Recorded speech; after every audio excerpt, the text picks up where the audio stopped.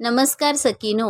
श्री स्वामी समर्थ. मी अलका बाबर. माझ्या अन्नपूर्णा या चॅनलवर आपले स्वागत आहे. भाग्याची साथ मिळावी असे वाटत असेल तर गुरुवारी करा हळदीचे हे 5 उपाय.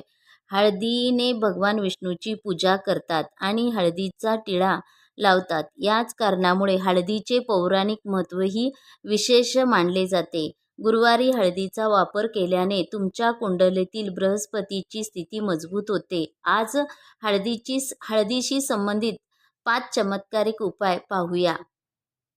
गुरुवार हा भगवान विष्णूला समर्पित आहे. भगवान विष्णू हे देवी लक्ष्मीचे पती आणि या विश्वाचे रक्षणकर्ता आहेत. त्यांना संतुष्ट करण्याचा अर्थ असा आहे की लक्ष्मी माता देखील तुमच्यावर दयाळू असते.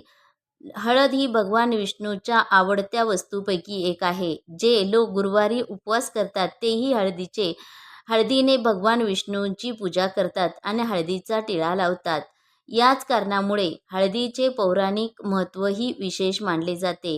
गुरुवारी हळदीचा वापर केल्याने आपल्या कुंडलीतील बृहस्पतीची स्थिती मजबूत होते. आज हळदीशी संबंधित 5 उपाय पाहूयात. कोणते आहेत ते? गुरु बृहस्पतीला प्रसन्न करण्यासाठी गुरुवारी ब्राह्मणाला चणा म्हणजे पिवळ्या वस्तू दान करायच्या. त्या कोणत्या? चणा डाळ, हळद, पिवळे कपडे, बेसनचे लाडू इत्यादी वस्तू दान करावेत. गुरुवारी केळीच्या झाडाच्या मुळामध्ये हळद शिंपडल्याने तुमचे अर्धवट कामे पूर्ण होतील. हळदी आणि अक्षदा. आर्थिक त्रास दूर करण्यासाठी आणि भगवान विष्णूला प्रसन्न करण्यासाठी गुरुवारी हळद आणि अक्षता हातात घेऊन विष्णू सहस्त्रनामाचा पाठ करा. पण हा पाठ प्रामाणिक आणि अंतःकरणाने करावा. चांगल्या मनाने केल्यास तुम्हाला आर्थिक अडचणीपासून मुक्ती मिळेल आणि तुमची सर्व कामे मार्गी लागतील. तिसरा, वैवाहिक जीवनात आनंदासाठी काय करावे? जर तुम्हाला तुमच्या कुटुंबात आनंद असावा आणि तुमचा जोडीदार तुमच्यासोबत सुखी असावा असे तुम्हाला वाटत असेल तर गुरुवारी संपूर्ण शरीराला हळदीचं लेपन करावं आणि त्यानंतर हळदी मिश्रित पाण्याने आंघोळ केल्याने तुमच्या आयुष्यात आनंद आणि वैवाहिक जीवन सुखी होईल. तिसरा, शुभ कार्याला जाण्याच्या आधी हे नक्की करा.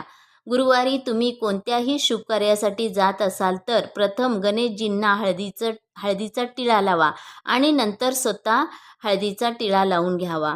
असे केल्याने तुमच्या कामात येणारे सर्व अडथळे दूर होतात आणि शुभ परिणाम मिळतात.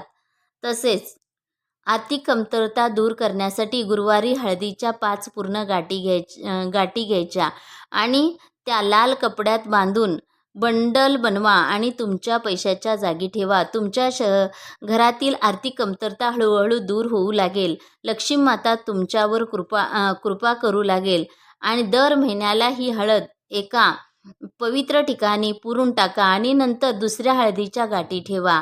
असे केल्याने लक्ष्मी माता आपल्या घराकडे आकर्षित होते. माझा हा छोटासा व्हिडिओ कसा वाटला तो नक्की लाईक, शेअर आणि कमेंट करून सांगा. श्री स्वामी समर्थ.